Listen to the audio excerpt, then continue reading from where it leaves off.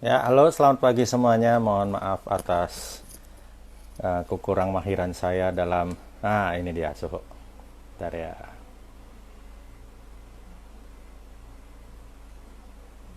Oke. Is. Sambil kita menunggu suhu, Omitofo semuanya. Semoga selalu sehat, bahagia, sejahtera selalu. Sebentar lagi kita akan ada Bro Jonathan juga, Bro Danar. Ya, Omitofo suhu. Kenapa kagak bisa? Dulu Iya. perasaan live Hah? juga. Iya, Udah enggak, sering live. soalnya. Oh iya, tapi saya kurang ngerti kalau umpamanya pas ada gambar di dalam itunya, story-nya. Masa Nggak kan di ada atas menunya, kan? rupanya. Iya. Nggak ada. Halo, Tadi selamat siang semuanya. oh, Amin siang Toko. semuanya. Oh, Ya, Mitofo. salam sejahtera kembaran. Sehat ya. Ya. Iya, Beda beda alam, beda jubah ya. beda alam. Masih pakai pink. Ya, ya. Biar Iya. kontras. Oke. Oke, Sehat su hari ini. Wah, sehat. itu C. Marianti. Yes, Ada juga Bro Danar. Bro iya, siapa lagi? langganan. Ada banyak. Ya, siap. Oke. Baik, so Iya, Pak langsung RT. kita to the Hormat. point. Oh, ada Pak RT. Oh iya Pak RT. Ya, Bro Jonathan. Amel kagak ikut, Bro. Oke, so kita langsung mungkin ke topik kita pada siang hari ini tentang pengembara diri yang menemukan Mm-mm. hakikat kehidupan melalui cinta yang penuh keajaiban. Ya, Kalau boleh kita tahu, so itu kan pengembara kehidupan itu kalau saya tafsirkan sih itu adalah Suhu sendiri sih, perjalanan hidup Suhu sendiri. Tapi mungkin Suhu yang lebih tahu mengapa memilih pengembara kehidupan itu sebagai katakanlah refleksi untuk Suhu sendiri. Boleh Suhu berbagi? Silakan Suhu. ya dulu itu senangnya film kungfu, ya. Film Asik, kungfu, ya. terus seneng bacanya kayak Wiro Sableng, Oh, terus kirain juga Koping Ho, So. perjalanan, ya Kopingho Babe yang suka cerita, ya. Oh, Terus kalau film-film segala macam itu zaman dulu itu kan, kungfu-kungfu yang jadul itu kan, orang kalau Jin udah Yong ya? berangkat, iya orang kalau udah berangkat itu jarang kembali, jadi artinya dia Hmm, mengarungi perjalanan kemana langkah dia pergi gitu. Nah, oke. biasanya orang-orang yang melakukan perjalanan memang ada kalanya pulang, tetapi jarang sekali karena rumah dia adalah di bawah langit di atas bumi istilahnya. Di mana bumi berdiri di situ langit dijunjung katanya kan. Iya, Jadinya betul. biasanya mereka akan mencari tempat persinggahan dalam menjalankan tugas. Nah, biasanya pergi pengelana ini adalah kalau bukan seorang pertapa, ya berarti dia seorang dokter. Dokter zaman dulu juga tidak ada yang berdiam di satu tempat. Dan kalau kami biksu, kami menamakan yin sui, yin awan, sui air. Jadi yin sui Oh, ini adalah chance, chance atau master zen yang mengembara berdasarkan kemana air mengalir dan kemana angin bertiup, yang akan membawa awan putih pergi. Dia akan mengikuti arah itu. Jadi sehingga dikatakan yin sui chance atau master zen yang mengembara. Dalam kehidupan kita juga sama, perjalanan proses dari kita kecil, kita banyak melakukan, bertemu dengan banyak orang, belajar dengan kondisi-kondisi kehidupan, apalagi kalau di Indonesia itu kan disebutnya kita bilang belajar rohani untuk mengisi, ada sehat jasmani, maka harus ada sehat rohani. Sehat iya. rohani kebetulan saya sendiri juga melalui perjalanan spiritual dari semuanya ya hampir, kecuali agama Hindu itu cuma dulu belajar sama teman yang agamanya Hindu, tapi semua Mm-mm. sudah dilalui gitu. Jadi sehingga sekarang Buddhis pun yang belum ya tantra doang. Wah, Tantrayana belum ya. tantra. Dari Ya, Theravada kita memang besar di sana, Mahayana baru belajar sedikit dan masih banyak yang belum dipelajari, terutama menjadi seorang bodhisattva itu sangat susah sekali dan sangat sulit sekali. Membantu diri sendiri saja masih belum bisa, apalagi kita mau mengharapkan bisa banyak membantu banyak orang. Tetapi at iya. least kita sedang belajar, kita sedang mencoba, dan kita sedang merenungi bahwa level kita jangan sampai mentok di situ saja, karena yang mengetahui level batin bukan siapa-siapa tapi diri sendiri. Cuma akan tercermin, akan kelihatan ketika kita berhubungan sama orang lain. Dan bukan kita juga yang nilai. Nanti kritikan dari luar atau masukan dari luar atau siapapun yang melihat kita di luar yang akan memberikan nilai kepada kita. Kita hanyalah pengembara yang terus berkelana dari satu tempat ke tempat lain, dari satu teman ke teman lain, dan kita yang melihat apa yang bisa diberikan sih. Nah, kalau kita lihat handphone ya, kita pernah foto semua foto-foto, kita pernah rekam semua perjalanan hidup kita. Sekarang kita buka lagi nih file-file foto kita. Dari tahun ke tahun, dari tempat ke tempat. Ternyata kita ini ya memang mengembara terus kan. Nanti ada di sini, nanti bulan itu di sana, nanti kenangannya ini, kenangannya itu. Bersyukur saya sekarang sudah menjadi anggota Sangga, punya banyak kesempatan untuk pergi keliling-keliling, untuk melihat tempat-tempat dari seluruh Indonesia, walaupun ada belum juga tempat-tempat yang kita pergi. Tetapi setiap jejak langkah kita itu pasti ada maknanya, pasti ada pengalamannya, dan pasti ada sesuatu yang membuat kita menjadi lebih menarik arti dari kehidupan itu apa. Jadi sama seperti kita lihat file-file foto. Kadang kalau kita meditasi, kita ingin melihat kenangan-kenangan lampau, yang keluar itu susah, ya kan? Udah banyak yang lupa, tapi kalau lihat foto langsung kita fresh memory, langsung bisa lihat, oh iya foto ini di sini, foto ini di sini, dulu kejadiannya begini, dulu dengan siapa, dan ini sudah kita lewati sampai saat ini, sudah berapa lama kita bisa lihat lagi. Dan kalau kita lihat memori kita lagi, kayaknya satu hari nggak cukup ya.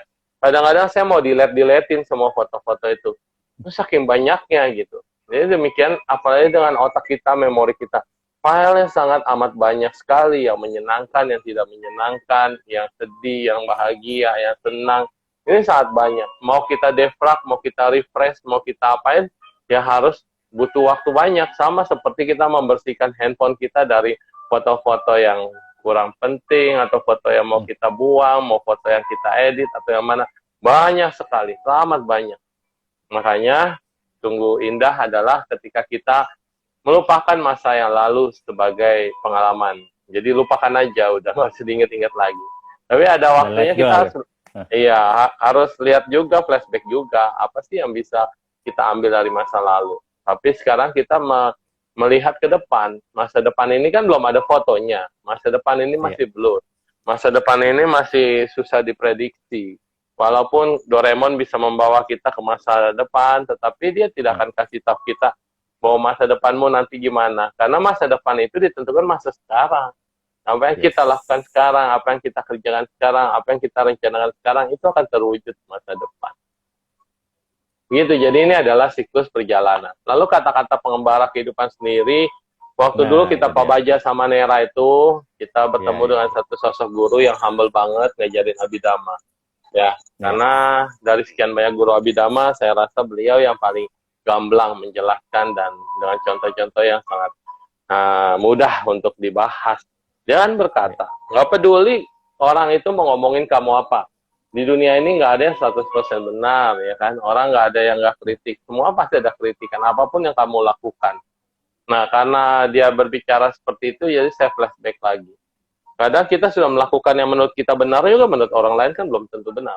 Betul kan? Betul. Jadi susah untuk menilai kebenaran itu seperti apa. Ketika kita merasa kita yakin dan bahagia melakukan ini, sebentar saja bisa berubah, kamu bisa menjadi sedih, dan kamu bisa menjadi kayaknya tidak dipercaya oleh orang.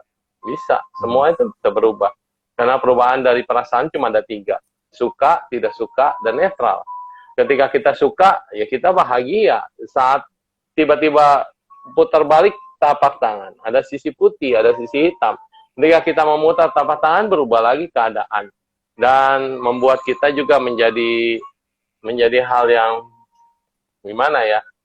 Ada orang yang begini, contohnya. Dia lagi semangat, lagi semangat untuk membabarkan Dharma, atau misalnya dia mau mencoba menjadi Dhamma Duta. Kayak dulu kamu baru-baru begitu kan.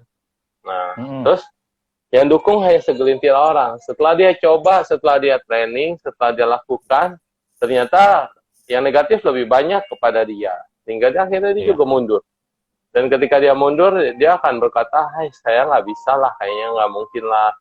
Dan ya udahlah, saya nggak usah lakukan apa-apa. Ini hal-hal yang kayak gini. Padahal di saat dia baru mulai exciting, mulai mencoba satu langkah tapi sudah dicegal banyak langkah. Padahal orang ini nggak bakal tahu. Dia sekarang baru melangkah 1, melangkah 2, melangkah 10. Nanti kalau dia udah banyak langkah, apakah dia masih sama? Tentu tidak. Tapi kalau tidak dikasih kesempatan untuk melangkah, nanti ke depannya dia juga tidak akan mau lagi melangkah di track itu gitu. Dia pasti akan ambil jalur lain, dia akan ambil track lain. Nah, begitu di situ. Kadang-kadang kita harus bisa melihat. Pengembara dia saatnya berjalan bersendirian. Ya, dia harus jalan sendirian. Ada saatnya dia berjalan bersama sahabat, ketemu di tengah perjalanan. Ada kalanya dia juga dihadang oleh musuh. Ada kalanya dia harus membunuh, ada kalanya harus dibunuh. Itu kan hukum rimba. Hukum rimba di dunia persilatan. Tetapi dalam bunuh di sini bukan membunuh manusia ya, kalau misalnya membunuh karir istilahnya. Membunuh karir seseorang. Kita lihat, di dalam bidang apapun banyak hal jegal-jegalan soal karir, ya kan? Membunuh karakter apalagi, lebih jahat lagi dan lebih kejam. Ini kan seseorang sedang berjuang, dia ingin mempertahankan karakternya lalu dibunuh, lalu dibungkam, udah hilang dari peredaran. Apalagi politik. Dunia politik sangat amat menyedihkan kalau kita lihat. Ada orang yang baik, kalah sama orang yang pintar dan cerdas. Ya kan? Orang baik kalah sama orang pintar. Ya, orang pintar kalah sama orang licik. Iya, orang licik nanti kalah sama ya itulah. Itulah bahasa.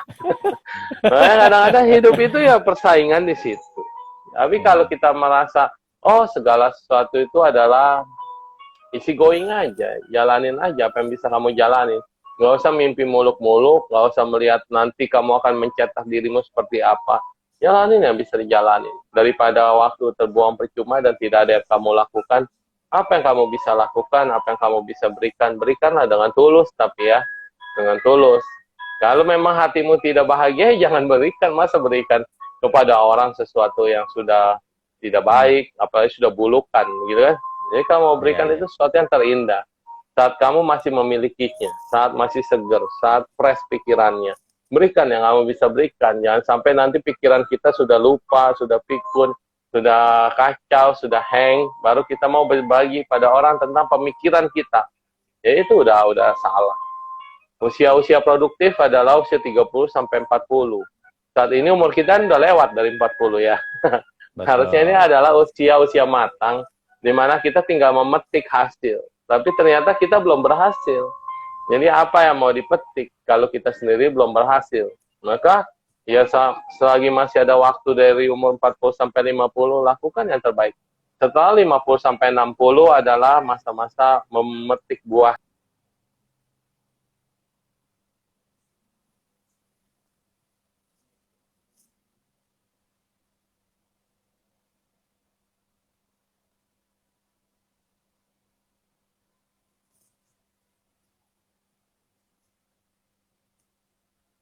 Iya, halo. Kayaknya putus-putus terus ya. Dari tadi fresh ya? Oh enggak. Kalau saya baru sekali nih. Oh ya. Oke. Iya. Ya begitulah tentang pengembara kehidupan. Jadi kita jangan pernah ragu, jangan pernah gentar. Kesalahan itu pasti ada, bukannya nggak ada. Tetapi mau ngedengerin kata orang yang mana yang mau kita dengerin terus, gitu kan? Nah, jadi selama perjalanan kita sebanyak belajar dari siapa yang telah bimbing kita, siapa yang telah membuat kita, siapa yang telah menemani kita, siapa yang telah berjasa pada kita, jangan sampai dilupakan. Itu aja. Siap, Soho. Mudah-mudahan ini bisa jadi inspirasi buat kita semua, bahwasanya di luar sana akan selalu ada dua guru. Guru yang pertama benar-benar menunjukkan apa adanya kita, tanpa mereka takut kalau umpamanya sampai kehilangan persahabatan sama kita, gitu ya, Sohe ya. Yang tipe kedua emang cari jeleknya kita doang, gitu.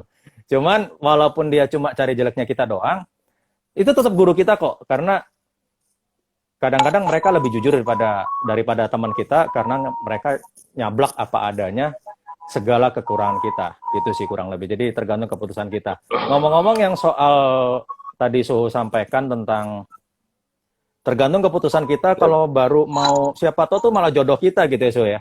Siapa tahu tuh malah jodoh kita untuk berkarya di bidang itu. Cuma gara-gara kritikan 1-2 yang negatif sama kita, baru tahun pertama kita udah give up. Itu mirip sekali sama salah satu kisah yang pernah saya baca tentang seorang istri yang kebetulan dikasih informasi sama dokternya, ini bayinya nggak bisa lanjut gitu. Kalaupun terpaksa dilahirkan, itu paling akan usianya cuma beberapa jam. Dan itu sangat membahayakan baik ibu maupun anaknya. Si ibu bilang, dokter, potensi untuk kita lahir selamat, walaupun akhirnya anak saya meninggal, berapa? Sekitar mungkin anak ibu bisa lahir dengan selamat, paling umurnya 4-9 jam saja. Ya udah dokter, kalau memang selamat buat kita semua, walaupun umurnya cuma sekian jam, saya terima resiko itu. Akhirnya benar-benar keluar, dan ternyata walaupun umurnya singkat, 9 jam kemudian setelah melahirkan anak itu meninggal dunia, tapi dia sudah menyelamatkan nyawa 4 bayi, suruh. Dan si ibu bersyukur sekali. Organ tubuhnya diserahkan untuk, kenapa? Oh, maksudnya dia meninggal, tapi organnya buat bayi-bayi yang lain, gitu ya? Buat 4 bayi yang lain. Jadi menyelamatkan nyawa 4 bayi yang lain hari itu. Jadi ibunya bilang, untung saya mengambil resiko untuk membiarkan bayi saya lahir walaupun saya sudah tahu usianya cuma beberapa jam. Karena setidaknya ternyata jiwa bayi saya walaupun cuma singkat menyelamatkan nyawa 4 bayi yang lainnya. Dan saya masih bisa menggendong 4 bayi tersebut kalau mereka masih mau berteman dengan saya karena di situ ada anak saya hadir di situ. Itu mungkin mirip sekali dengan pesan Buddha bahwa tidak penting usia kita berapa, lebih baik hidup 1 hari yang bermanfaat daripada hidup 100 tahun yang sia-sia, gitu. Jadi go on aja, yang penting kasih cinta yang penuh keajaiban ya, Suh, ya. Ya. Oh ya, so tadi gurunya kita sudah sebutin ya namanya ya, Romo Dodi. Belum, almarhum Dodi. Almarhum. Ya, almarhum Romo Dodi. Ya. Almarhum Romo Dodi, yang kebetulan sudah membimbing dan mendidik kita selama masa Pabajah.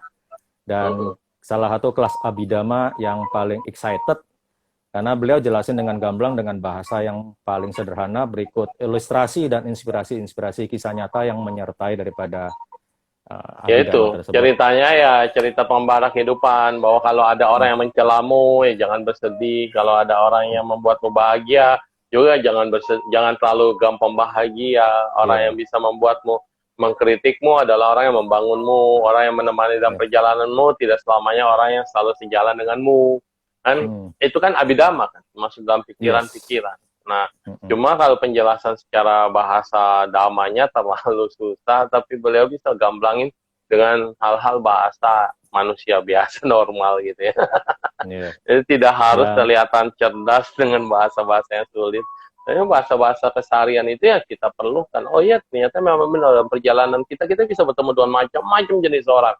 Bermacam-macam jenis orang ini, ada orang yang minta pujian, ada orang yang senang dilayani, ada orang yang mau melayani, ada orang yang bahkan udah sukses, udah kaya, dia masih mau terjun bersihin got, bersihin jalanan, dan kemudian dia masih mau pakai pengemis, nuntun pengemis, kasih makan, suapin, masih banyak di dunia ini. Terus dengan tadi contoh yang tadi ya, ada orang yang berhasil. Ini baru dari lambe netizen ya, bukan lambe ture, lambe netizen.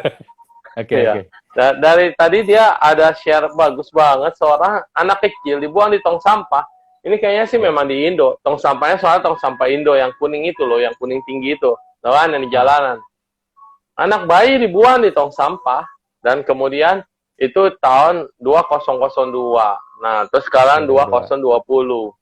Iya, jadi dia sekarang udah jadi gadis yang cantik jelita, ya pakai hijab, cantik banget ya, kayak Ibu Lisa nih. Cecilia Sarip. Hari ini kok agak kurusan. Jauh, Bu. Biasanya kan saya host di depan kayak gini.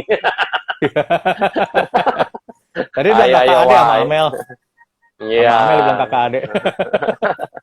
Iya, jadinya kalau kita lihat lagi bahwa yang tadi udah dibuang di tong sampah. Jadi kisah Tommy juga sama. Tommy Wong ya, yang kita malam-malam ini juga, dia kisahnya juga di buku Ting, Anda bisa baca, itu juga dibuang tong sampah. Jadi bayi sampah itu atau anak sampah itu beneran ada. Dan ini di lambe netizen ini, dia ada fotonya. Foto waktu dia diselamatkan dari tong sampah, jelas-jelas dalam tong sampah, dan sekarang 20 tahun kemudian sudah menjadi gadis yang sangat bisa Ichi-Michi. Ih, I see. bayi yang sangat manis banget dan cantik ya.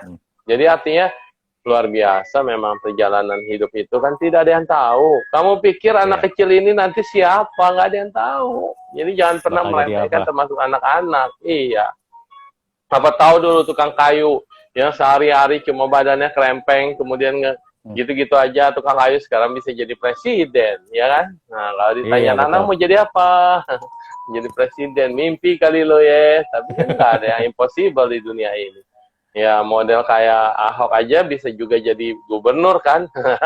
Iya, Ya nggak dengan mungkin segala. juga, tapi nyata bisa, Iya. walaupun cuma seberapa lama, tetapi at least tidak ada yang tidak mungkin. Impian kita itu bisa diwujudkan. Selamat siang Bante, sehat selalu, dan happy banget dengar kabar Bante Dip sudah boleh keluar dari rumah sakit dan tidak ada terjadi apa-apa. Salam buat beliau Bante. Ya, dari Papua, Ya. Bante Prawira. Oh, Iya. salam buat Bante. Jadi luar biasa juga, ya kita harus menikmati hidup inilah dengan secangkir kopi, ya kalau Bante Prawira kan kopi sama kayak kita. Oke. Cangkir kopi, menikmati pahitnya kopi, tapi kopi tidak pernah kopi tidak pernah menjanjikanmu hal yang manis, ya karena kopi itu rasanya pahit. Jadi kalau kamu mau mengenal manisnya dari kopi, ya jangan minta ke kopi, tapi tambahkan gula. Nah, gula itu akan memberikan manis di dalam rasa kopi. Tapi sang kopi nggak berkata, itu loh rasaku yang original. Dan dia juga nggak marah, diaduk-aduk, dicampur sama gula. Kata kopi, Campur apapun. silakan. Kalau kamu Sedap, senang sedap. yang pahit, ya nikmati aku apa adanya. Kalau kamu mau tambah yang manis, ya silakan. Jadikan aku dikocok dengan partnerku yang namanya gula. Dia tidak akan marah. Kasih susu coklat juga enak sih. Kalau susu ya dia jadi bule dah ya. Iya. Jadi kopi tidak pernah marah, tapi jangan dicampur sama teh, aneh. Teh kopi kan nggak pernah. Teh susu masih. Nah, teh Oke. susu masih ada, kopi susu masih ada ya. Siap. Baik, jadi ini bisa jadi motivasi buat teman-teman juga. Kalau umpamanya utamanya kondisi pandemik saat ini ya Suhu ya. Ini benar-benar Iya. sekolah buat kita. Disitulah kita diproses. Kalau memang benar-benar saat ini sudah terdesak, sudah nggak bisa apa-apa, teratai pun, ingat aja, teratai pun tumbuh dari lumpur yang terpekat. Mudah-mudahan kita bisa ambil motivasinya di situ. Tapi ya mudah-mudahan sih jangan sampai kita jadi lumpur duluan untuk jadi teratai gitu sih maksudnya gitu. Ya Suhu ya. Ya, kalau soal yang ini kita susah ngomongnya ya karena dunia ya. Karena dunia. Yeah. Inilah akibat daripada keserakahan manusia juga. Dulu kita lihat di lab-lab itu semua ngembangin virus. Kan kita lihat film-film zaman dulu. Kenapa bisa ada Avenger? Kenapa bisa ada film-film yang kayak gini? Itu kan karena ada riset beneran tentang mutan. Tentang generasi genetik, virus, pengubahan, dan segala macam. Itu ada real sedang dilakukan. Penelitian-penelitian terhadap itu. Vaksin-vaksin yang diterbitkan. Karena dia miara virusnya dulu, maka dibikin vaksinnya. Nah, jadinya kadang-kadang hal-hal kayak gini ini bisa membawa kemajuan, bisa membawa kehancuran. Nah, tergantung motifnya digunakan di mana. Ketika kita terjadi perang, berarti kan di situ ada kebencian. Ketika ada kebencian, berarti di situ ada ketidaksukaan. Mungkin terhadap satu negara, tapi dia tidak tahu bahwa sekarang ini dunia ini global. Global. Kalau dulu kan nggak bisa terhubung koneksi satu negara sama negara lain, kayaknya jauh sekali. Jadi pengembara itu harus jalan kaki atau naik kuda atau naik gerobak untuk sampai ke satu tujuan. Sekarang mah tinggal naik pesawat bisa, sekarang tinggal pakai handphone bisa, tinggal pakai satelit, semua terhubung. Dan apapun yang kamu lakukan, ketika di bumi sebelah sini kamu membenci orang di bumi sebelah sana yang jauh, saat itu juga dia sudah bisa melakukan aksinya. Gampang banget, tinggal tekan tombol langsung meluncurlah itu nuklir yang dahsyat dan bisa menghancurkan. Ya, sekarang kekuasaan di tanganmu. Kalau itu dihancurkan, dia tidak sadar. Bumi sebelah sana hancur, yang rugi masyarakat di sana, tapi efeknya, butterfly effect. Kupu-kupu mengepakkan sayapnya aja bisa sampai mengubah kutub utara dan kutub selatan. Nah, itu yang dikatakan efeknya sangat luar biasa. Jadi jangan pernah meremehkan sesuatu walaupun itu muncul dari pikiran. Ketika pikiran tidak baik itu muncul, kebencian itu muncul sedikit aja. Makanya pelatihan bodhisattva kan tidak gampang. Menjadi bodhisattva atau juru selamat itu ya harus dia betul-betul memikirkan orang banyak, mengubah persepsi, mengubah cara berpikir kita, mengubah pola berpikir kita, mengembangkan cinta kasih, merasakan kasih sayang, melindungi yang lemah. Bagaimana kita bisa dengan pikiran yang positif kalau kita sendiri tiap hari kerjanya tidak yang positif. Nah, ini dia agak sulit zaman sekarang. Karena kebencian itu lebih banyak, iri hati, sirik, dendam, permusuhan. Ini kalau gampang mudah tergesek dan mudah digesek ya. Sehingga kalau rumput kusa, perumpamaan zaman Buddha itu rumput kusa itu adalah rumput yang biasa dipakai untuk para petani atau kasih makan kerbau. Ketika dia kering, tergesek sedikit akan menghasilkan api. Demikian juga batin kita kalau sudah kering, batin kita nih sudah hampa, batin kita sudah gampang tergesek ya. Sehingga begitu tergesek sedikit udah emosi. Nah, mengendalikan emosi ini bagaimana ketika emosi itu udah mau muncul, kita rasa, kita sudah tahu pikiran kita sudah tidak baik. Hati kita udah nggak nyaman. Terus emosi kita sudah hampir mau meledak-ledak. Di situ saatnya kita ngerem, di situ saatnya kita berhenti, di situ saatnya kita diam sejenak atau menjauh sedikit. Kenapa? Buru-buru kalau bisa mandi. Karena kalau mandi kan menyirami tubuh kita dan sehingga otak kita menjadi lebih dingin setidaknya. Saat kita launching, saat kita diam, saat kita bersandar, nah baru emosi bisa dikendalikan. Jangan berhadapan dengan orang pada saat kamu lagi emosi. Karena pasti akan balas-balasan. Ketika saya tergesek dengan kamu, percikan api ada di kamu. Ketika kita tidak jaga jarak, saling gesek malah menimbulkan api yang lebih besar dan akhirnya membakar kita berdua misalnya begitu. Ini gesekan-gesekan yang terjadi itu karena batin kita sudah kering. Maka daripada itu harus ada siraman rohani. Makanya kenapa di TVRI, RCTI, SCTP dulu tayangan siraman rohani banyak. Sekarang digeser jamnya jam 4 pagi. Nah, kalau kawan kita yang muslim kan bisa bangun, memang mereka harus sholat subuh gitu kan. Kalau yang kita pada males, siapa yang mau nonton jam 4 pagi? Akhirnya siraman rohaninya cuma nyiramin tanaman yang belum pada bangun.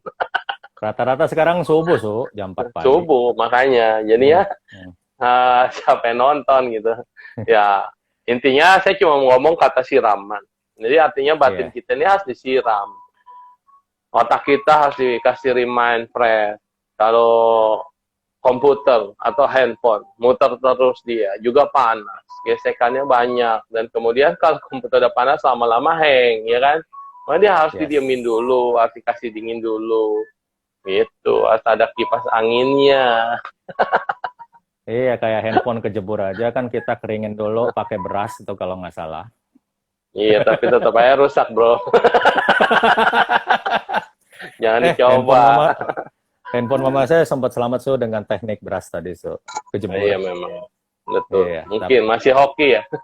Masih oke. Cuma tetap aja akhirnya dilepas juga, difunction juga. Iya. Walaupun sudah baik. Yang penting sesuatu yang milik kita itu tadi handphone kayak contohnya dia udah menemani kita sekian lama, dia sudah bersama kita sekian lama. Waktu harusnya rusak ya kita jangan melekat, harus waktunya juga direlakan. Harus waktunya juga dilepaskan, harus waktunya juga berpisah dengannya gitu. Iya, ya. Banyak orang kan tidak mau melepaskan karena dia sudah bersama dengan kita sekian lama dan sudah memberikan manfaat bagi kita sekian lama gitu. Tapi sudah tidak bisa dipakai lagi. Kenapa kita harus belajar melepas? Karena nanti suatu-satu buba dan jasmani ini pun akan ditinggalkan. Tubuh dan jasmani kita sudah tidak kepakai lagi. Di saat kita sudah sakit, di saat kita sudah tua dan akhirnya kita harus jalan. Kalau kita melekat dengan tubuh ini, melekat dengan organ kita, melekat dengan harta kekayaan, anak-anak, semua cita-cita yang belum terwujud, akhirnya ya kita tidak akan merasakan kebahagiaan. Dan saat kita mau melepaskan badan ini akan sangat sulit dan menderita sekali gitu. Jadi pelepasan itu adalah penting. Ya. Mantap. Dan teman-teman sekalian, ini kita semoga dapat insight baru ya. Termasuk tadi yang Su sampaikan, hati-hati kita ngebom di daerah utara, walaupun di sana mungkin yang menderita, tanpa kita sadarin nanti yang selatan pun akan terkena dampaknya. Ya, semua, Itu semuanya, bukan cuma semua selatan. nanti akan terkena dampaknya. Jadi jangan remehkan kebencian sekecil apapun, karena ternyata itu efeknya nanti akan memantul kembali kepada kita. Dan itu saya pernah nonton juga filmnya soal itu, so, judulnya Divergence, itu yang main Aaron Kwok. Jadi polisi, dia menghalalkan segala cara untuk menangkap penjahatnya, tapi yang dia nggak sangka ternyata semua yang dia lakukan, meskipun untuk menangkap penjahat, ternyata karmanya berbalik sama dia di ujung cerita. Gitu. Jadi maksud dia itu dia menghalalkan segala cara untuk menangkap penjahat yang dia sudah kejar sejak lama. Tapi nyatanya semua tanaman karma dia itu memutar balik ke dia juga, walaupun akhirnya dia menang gitu. Jadi menang kalah jadi abu juga gitu ujungnya. Oh, iya, karena itu sutradaranya Benny Chen yang bikin Shaolin, so. Oh, karena saat kita mau nangkap orang ya, memang kita menegakkan hukum ya, kita menegakkan hukum, menangkap orang. Tapi setelah orang itu ditangkap, kan dia punya keluarga. Dia juga masih punya orang yang dicinta, masih punya orang yang disayang. Orang itu juga akan terpisah dari orang yang ditangkap. Kita memang melakukan kebaikan. Kita memang menjaga negara. Kita memang melaksanakan tugas negara. Apalagi kalau orang itu dalam pertempuran, misalnya ketika dia mau ditangkap, tembak-tembakan, dan akhirnya dia mati gitu ya, meninggal. Kita melakukan tugas. Berapa banyak itu polisi yang sekarang ini di tempat retreatnya meditasi Thich Nhat Hanh maupun di Thailand, ini adalah recovery daripada para polisi-polisi yang kayak kejadian kemarin di Amerika itu. Maksud hati mau menangkap, maksud hati mau menegakkan kebenaran, tetapi ada korban yang ditimbulkan dan akhirnya meninggal. Dan rasa feel guilty itu sangat luar biasa loh, sampai mempengaruhi seluruh hidupnya. Karena rasa feel guilty dari kita mempertahankan dan kita nembak orang dan akhirnya ada satu kematian. Ya walaupun mungkin orang bilang dia layak mati, penjahat namanya kan. Tetapi orang yang nembak itu merasa bersalah. Termasuk juga yang eksekutor. Kalau orang mau hukuman mati itu kan, mereka kan pada pegang senapan semua kan. Tapi senapan dari yang sekian banyak itu pasti cuma satu yang ada isinya, dan nggak ada yang tahu siapa yang megang yang ada isinya. Mata mereka semuanya ditutup, dan kemudian dalam waktu hitungan yang sama, dor, ketika keluar satu orang meninggal, tidak ada yang tahu dari peluru dari senapan yang mana. Nah, tetapi hal kayak gitu aja bisa menimbulkan perasaan bersalah. Dan kalau orang yang negatif atau orang yang positif pun bisa kan merasa, jangan-jangan ini dari senapanku gitu ya. Jangan-jangan ini. Iya. Jadi semuanya akan merasa bersalah, walaupun dia tidak membunuh karena senapannya kosong. Tetapi perasaan itu sudah membunuhmu. Makanya. Membunuh karakter, membunuh perasaan itu lebih kejam. Fitnah juga, so.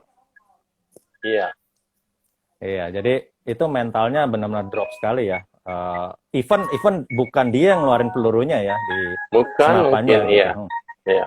Tapi ternyata cuma kalau yang orang yang sudah kebal, yang sudah tidak mikirin lagi cinta kasih atau apa, ya itu hal biasa, udah tugas mereka. Tapi kalau buat orang-orang yang penuh sensitif ya, bahasanya perasaan yang halus, sensitif, ya dia sudah merasa feel guilty. Dan untuk itu recovery-nya dia harus meditasi cinta kasih, dan dia harus melepaskan semua beban yang ada di ganjalan di hatinya itu. Kenapa? Satu beban yang kecil aja kita bawa, sama seperti kita tuh membawa sampah.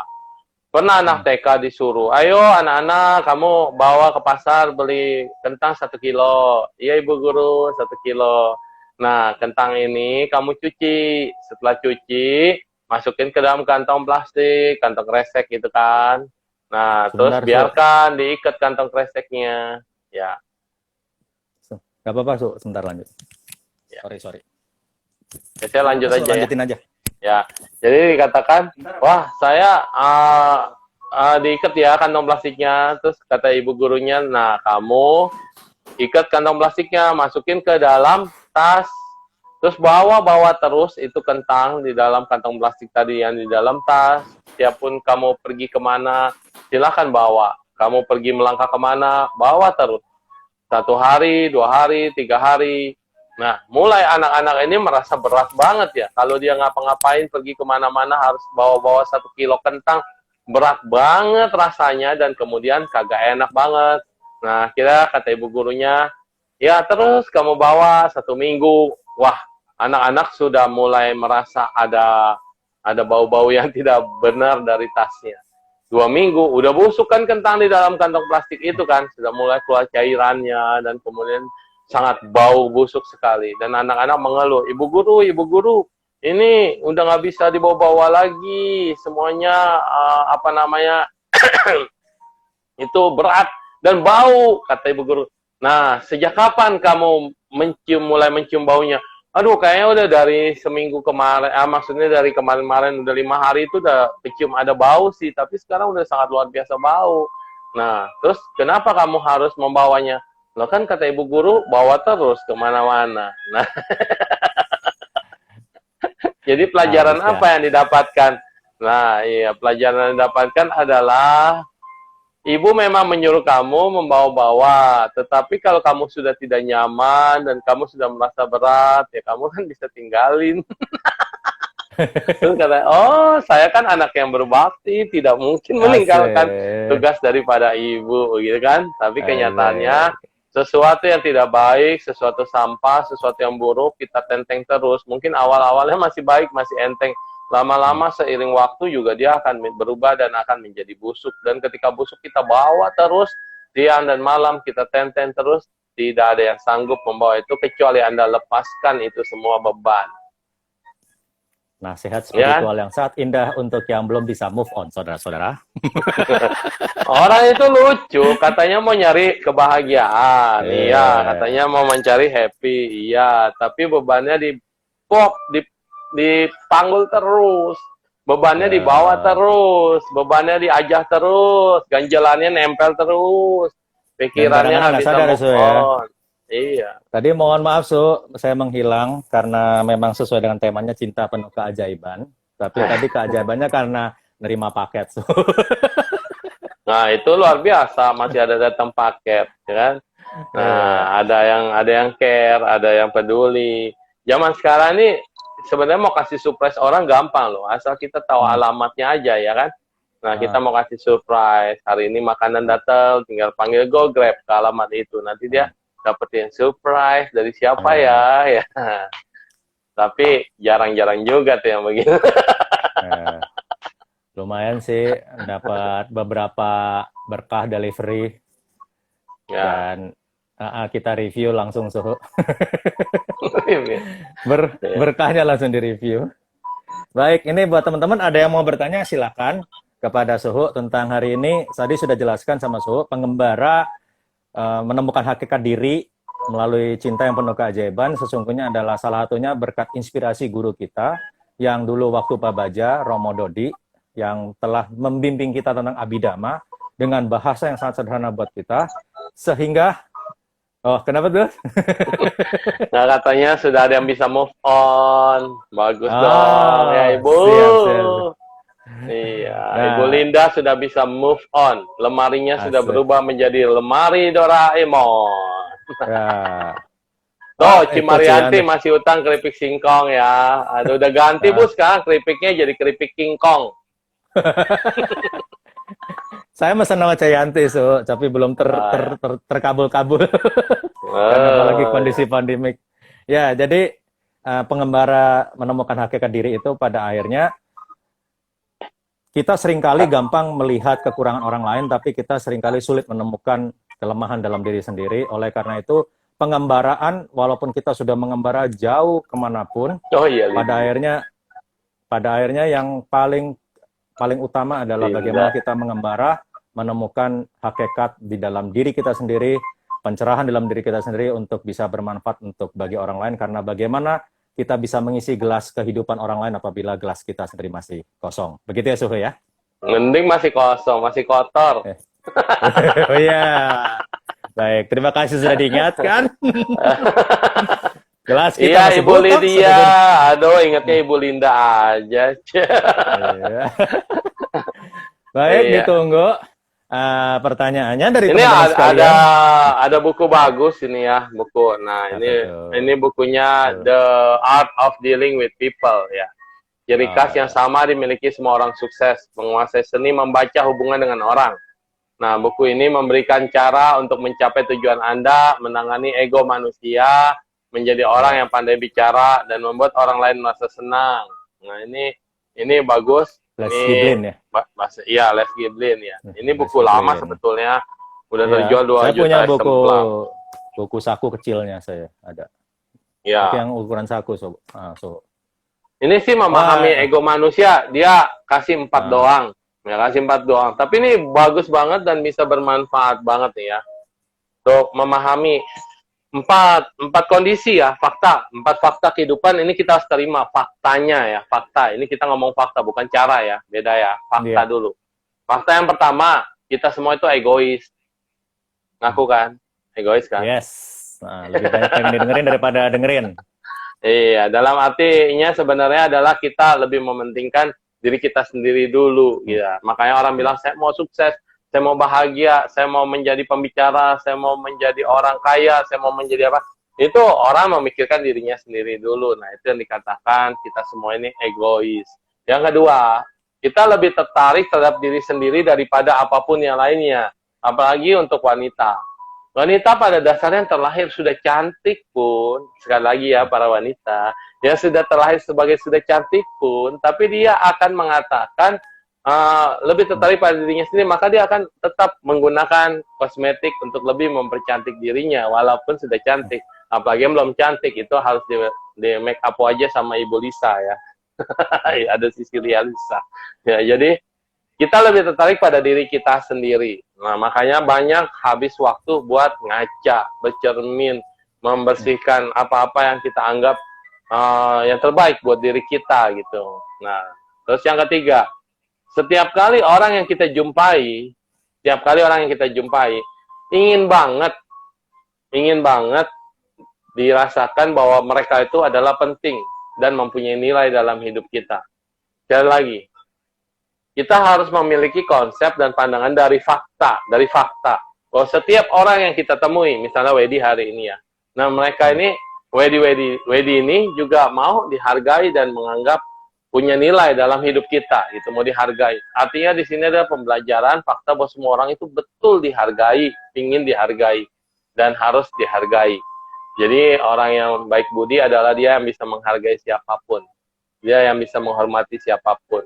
Termasuk anak kita. Saatnya anak kita benar, kita harus puji dia, harus hargai dia. Jangan kalau benar tidak pernah dikasih apresiasi, tapi kalau salah diomelin terus, ujung-ujungnya dia hanya menangkap di dalam diri bahwa dia selalu salah dan selalu berdosa, begitu istilahnya. Dan yang terakhir, yang keempat, setiap orang itu sangat mengharapkan persetujuan dari orang lain, sehingga dia bisa menyetujui dirinya sendiri. Ini fakta loh, fakta dalam kehidupan. Contoh, mau pergi nih, kita kepengen banget pergi, pasti minta dulu persetujuan dari orang tua kita dong. Ma, saya mau pergi, boleh nggak? Kita udah keingin pergi, tapi dia berharap bahwa orang tua itu setuju dulu bahwa kita mau pergi, baru kita, oke, kita pergi. Tapi mama bilang, janganlah, jangan pergi-pergi.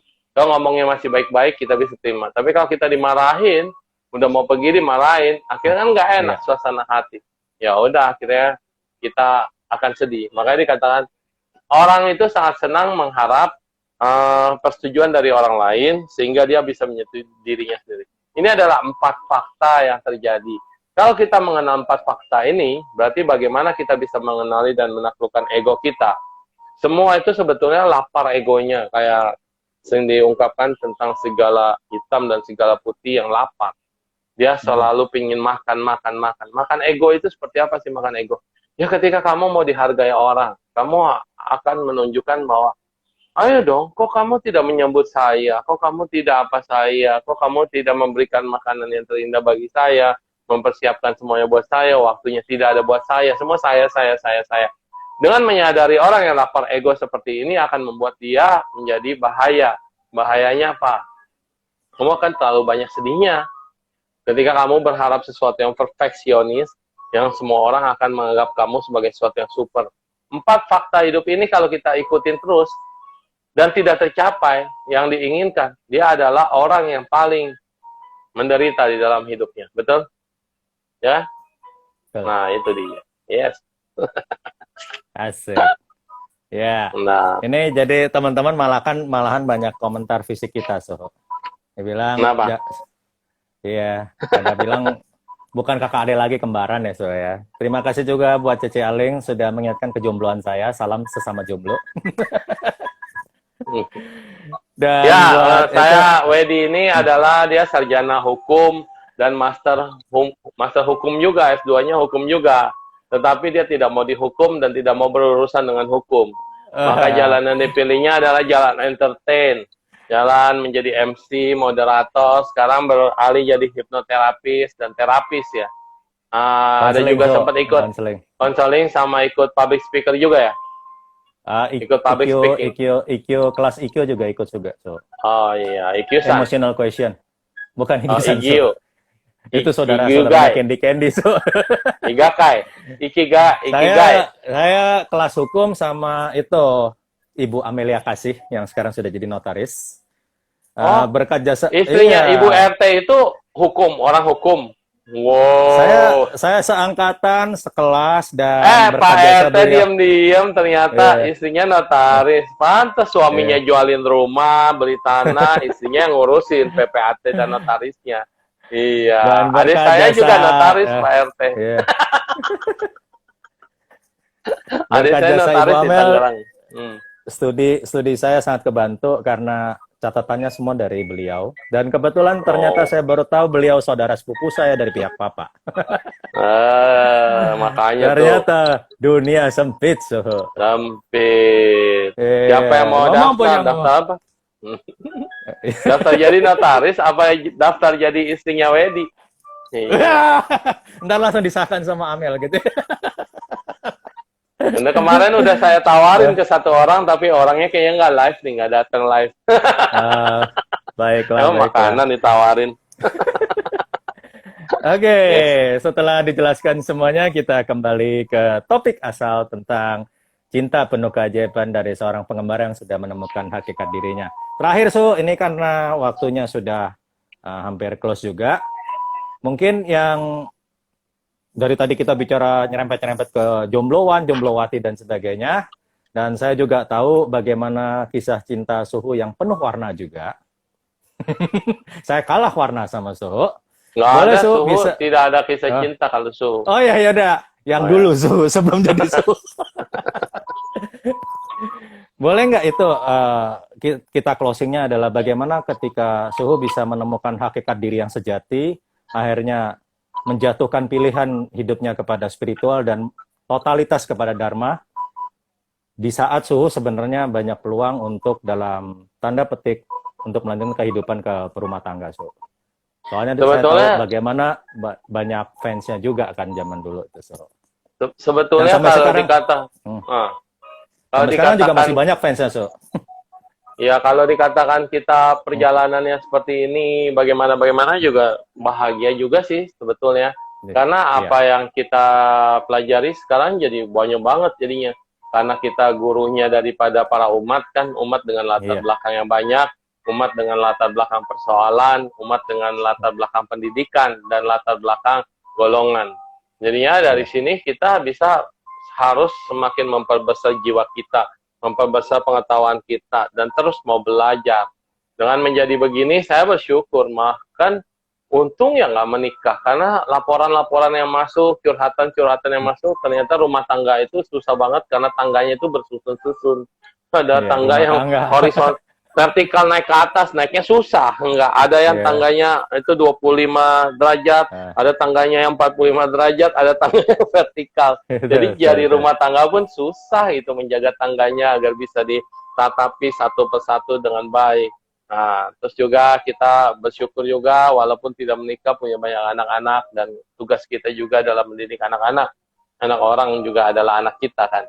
Dan terus juga cinta kita kasih ini bisa disebarkan juga kepada yang lain, kepada semua makhluk, kepada mereka, bukan hanya yang orang hidup.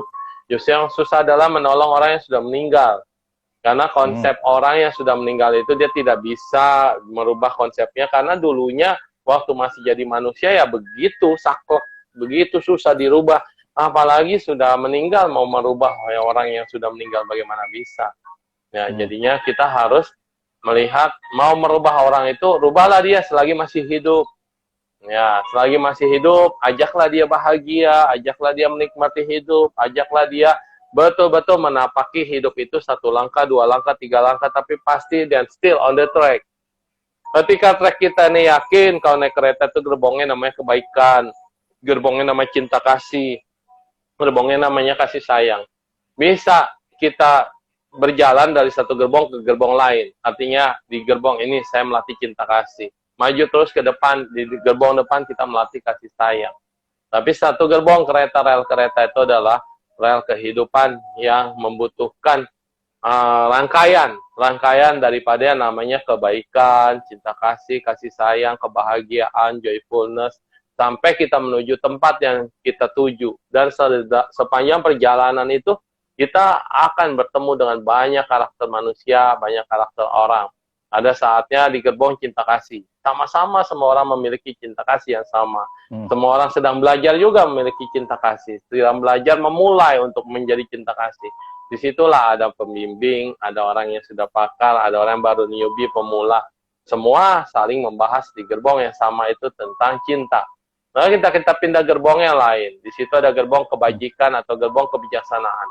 Nah, di sanalah saatnya kita banyak bertemu dengan orang-orang yang bijaksana. Kadang-kadang orang yang bijaksana itu penuh dengan filosofi hidup, penuh dengan pertukaran pikiran yang spontan, yang tidak memungkinkan kamu untuk berpikir secara lama. Karena orang-orang yang bijaksana itu butuh jawaban segera, dan dia langsung jawabnya itu tektok gitu. Karena kebijaksanaan level makin tinggi kebijaksanaan orang, ujung-ujungnya dia akan diam. Tidak banyak bicara. Jadi semuanya dikembalikan pada diri kita. Kita bertanya, kenapa begini, kenapa begitu, kenapa begitu? Jawabannya hanya senyum. Kenapa? Aku jawab pun kamu tetap tidak akan merasa puas dengan dirimu.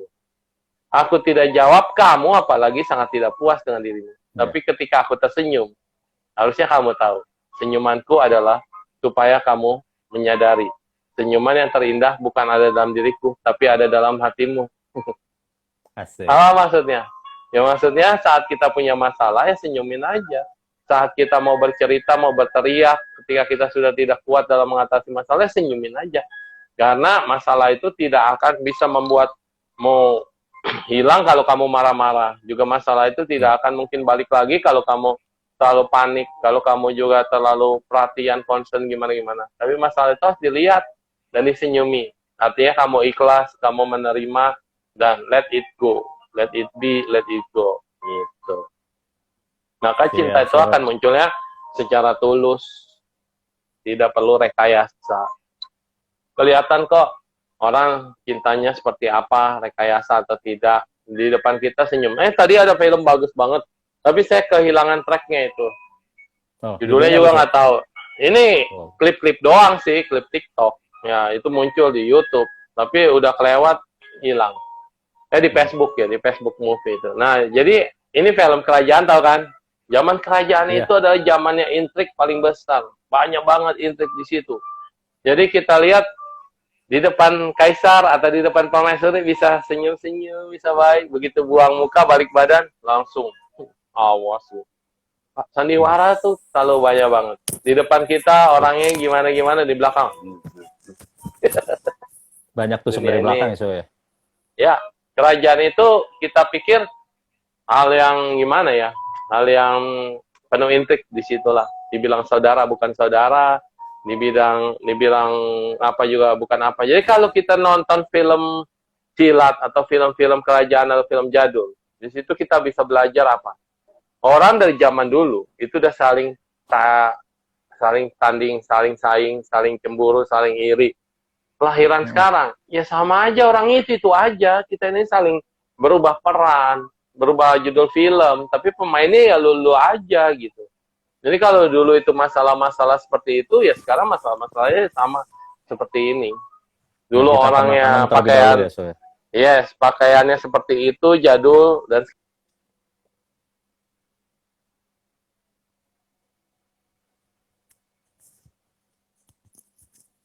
Ya, Oh ya, oke. udah, Su. Ya, jadi sekarang cuma ganti peranan aja, tapi masalahnya sama aja. Ketika kita bertemu dengan orang yang tidak suka sama kita atau kita benci, ya itu selesaikan sekarang atau stop. Nah, kamu kan pakar juga past life regression, bisa lihat masa lalu, bisa lihat ternyata hubungan kita berdua apa di masa lalu, kemudian hubungan orang yang sangat membenci apa di masa lalu, sampai sekarang kok jadi suami istri. Lah, orang membenci kok bisa jadi suami istri? Ya, gitu kan. Kenapa?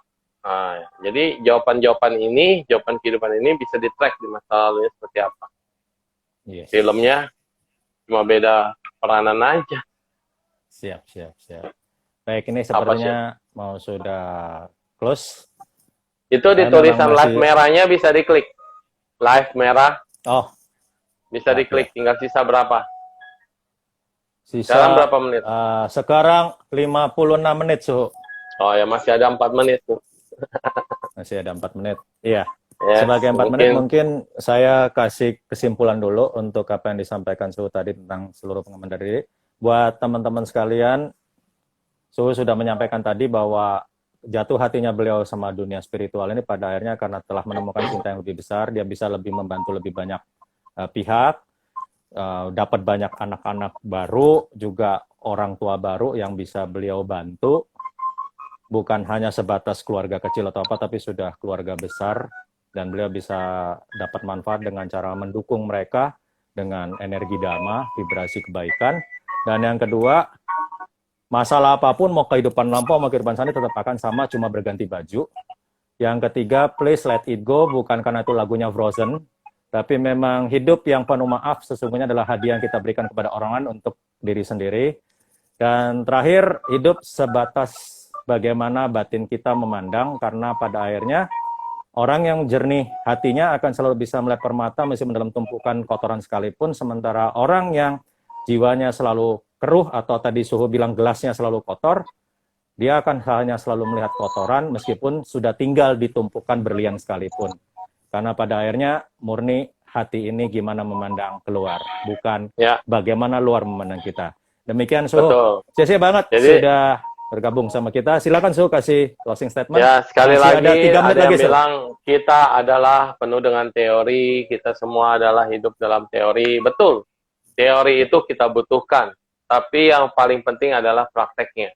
Saat Anda sudah tahu teorinya tapi tidak mau mempraktekkan, maka di situ Anda bilang, teori saja.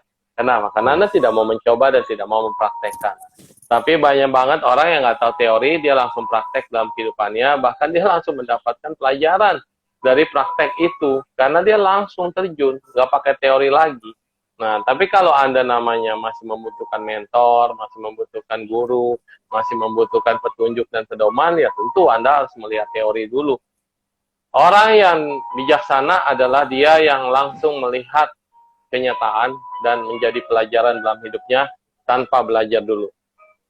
Tetapi orang yang mau belajar dan orang yang mau mempraktekkan jalan orang lain, kan semua teori itu kan dari jalan orang lain. Tadi, orang yang bijaksana adalah dia langsung praktek tanpa teori, dia melihat dan langsung menjalani dalam hidupnya. Kalau orang yang mau belajar adalah dia yang harus melihat dan belajar dari teori dan praktek orang lain untuk diterapkan di dalam hidupnya sendiri. Paham ya? Ada dua hal yang berbeda. Satu, orang yang bijaksana adalah dia yang langsung terjun, menganalisa, melihat, menghadapi. Satu lagi, orang yang mau belajar. Belajar dari kesalahan orang lain, belajar dari kesuksesan orang lain, belajar dari trackingnya orang lain, dan itulah namanya teori. Karena teori itu ada karena orang lain yang menemukan dan mengajarkan kepada kita. Dan kalau kita mau sebagai seorang pembelajar, Anda harus terbuka menerima semua pembelajaran. Kalau Anda mau menjadi seorang praktisi dan seorang yang bijaksana, ya Anda searching sendiri ke dalam, bukan keluar. Seeing inside, insert your mind. Oke. Siap. Thank you. Tinggal 20 menit lagi.